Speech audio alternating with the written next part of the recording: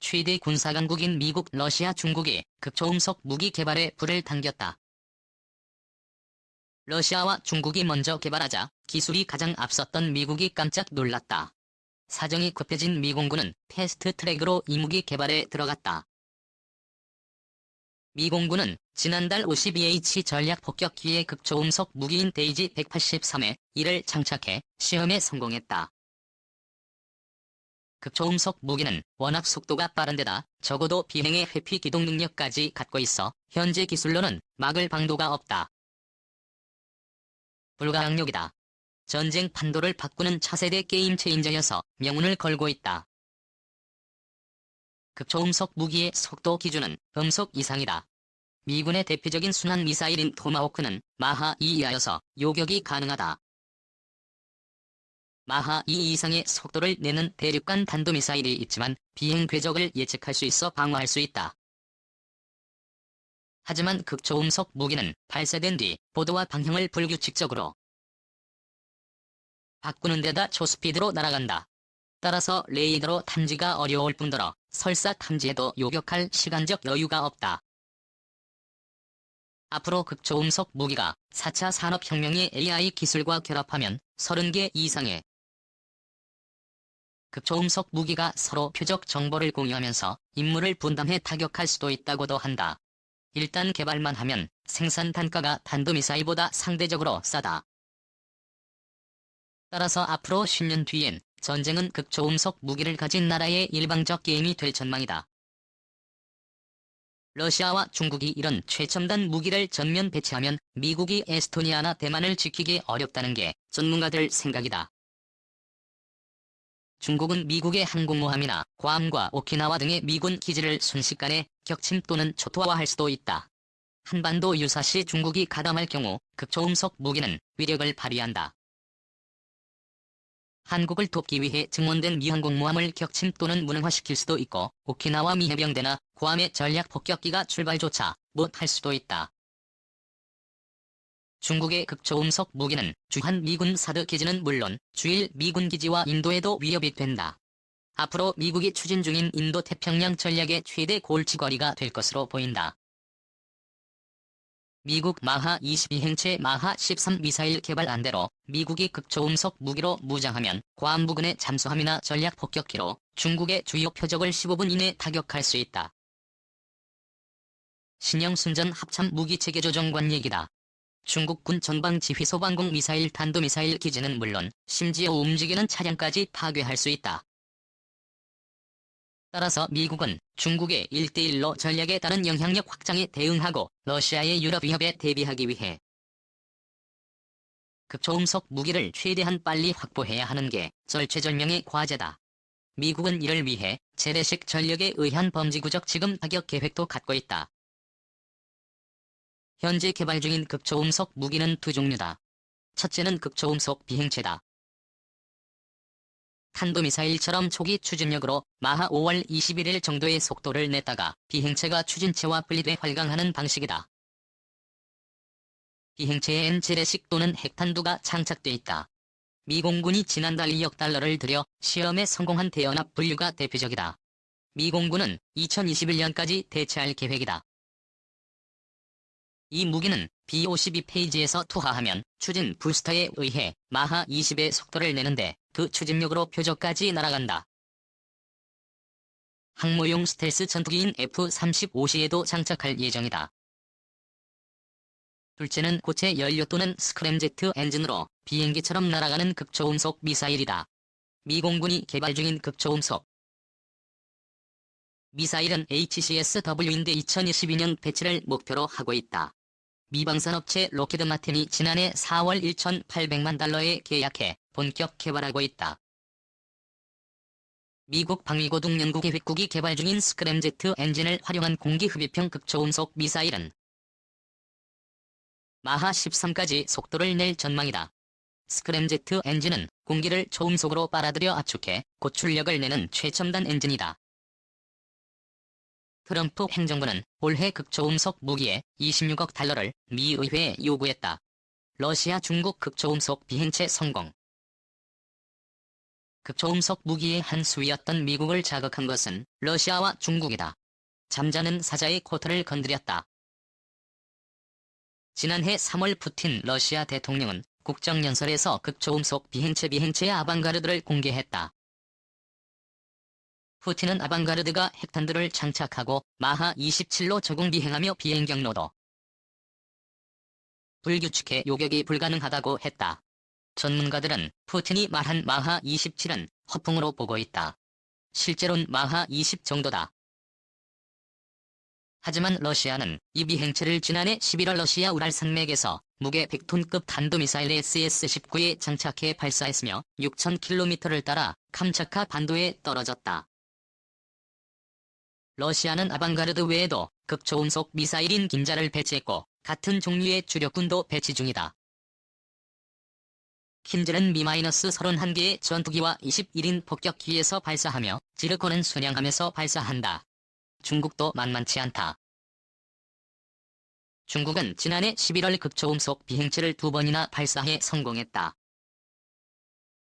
이 비행체는 탄도미사일 둥펑-17에 장착해 깐수성에서 발사했으며 신장 지역의 표적을 정확하게 맞췄다.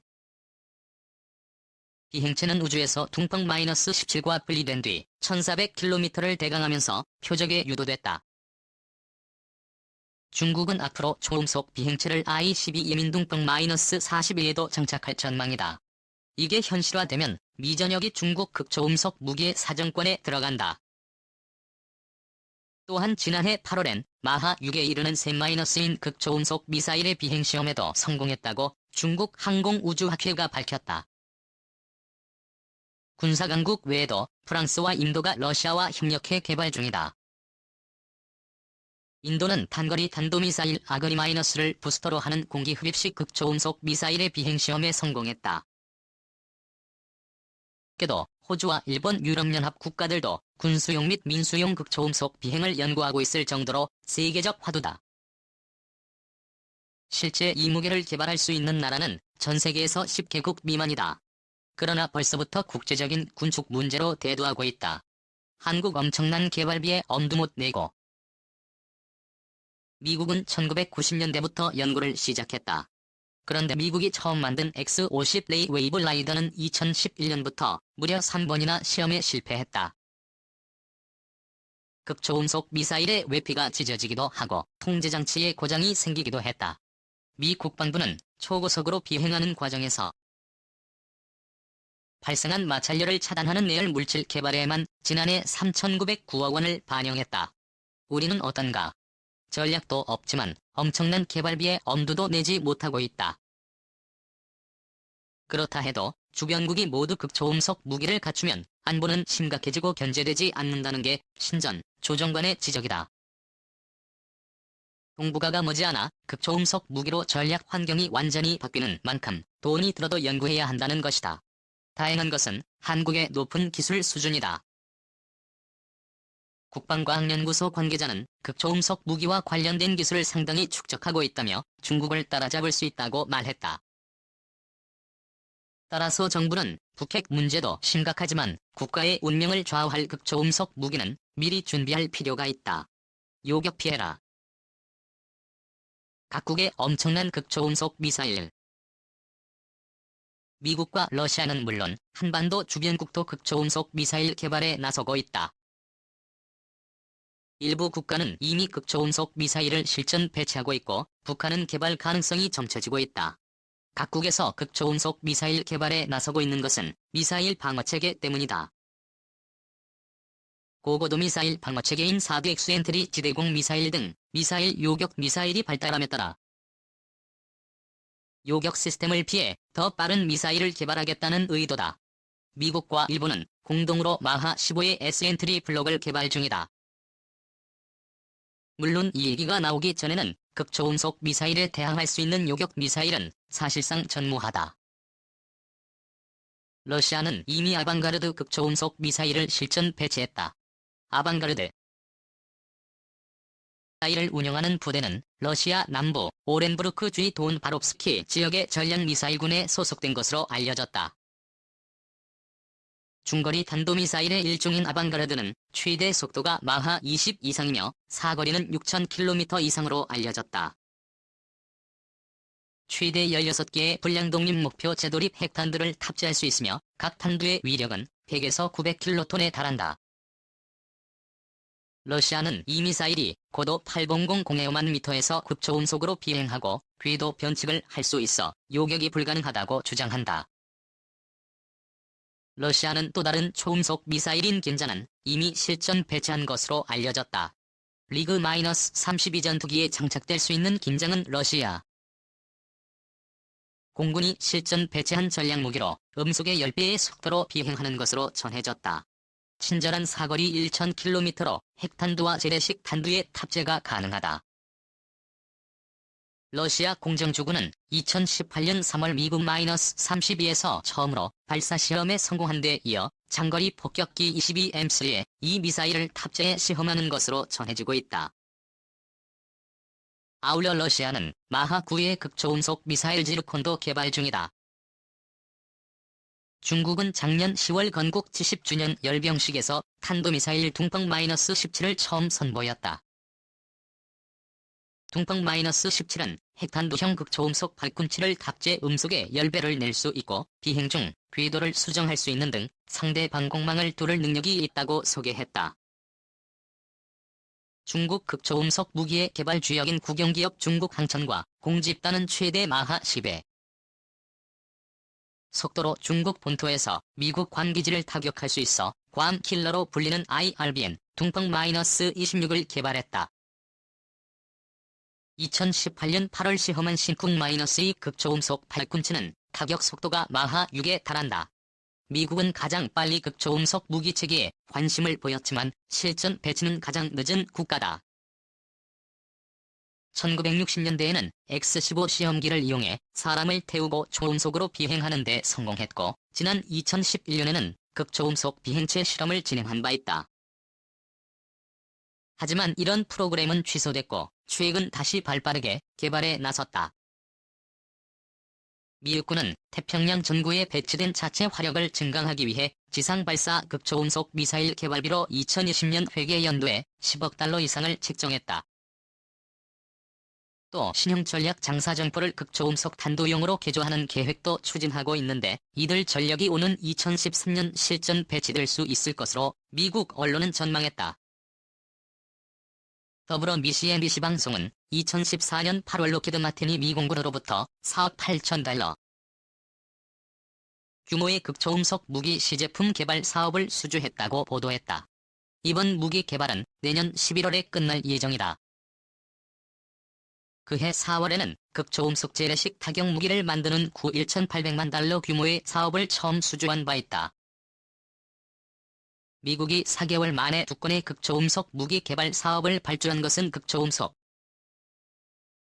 무기 개발 선두인 러시아와 중국을 따라잡기 위해서다. 북한도 극초음속 미사일을 개발할 가능성이 있다. 세뮤얼 그리브스 미국 미사일 방어청 총장은 지난해 4월 상원 군사위원회 전략군소위원회가 주최한 미사일 방어 관련 청문회에 증인으로 출석해 북한이 중국과 러시아처럼 극초음속 미사일을 개발할 우려를 제기했다. 북한 김정은 노동당 위원장이 지난해 12월 31일 당전원 회의에서 못 보게 될 것이라고 주장한 새로운 전략무기에 대해 전문가들은 탄두 ICBM 가능성에 무게를 두면서도 극초음속 미사일 개발에 나설 수도 있다고 주장한다.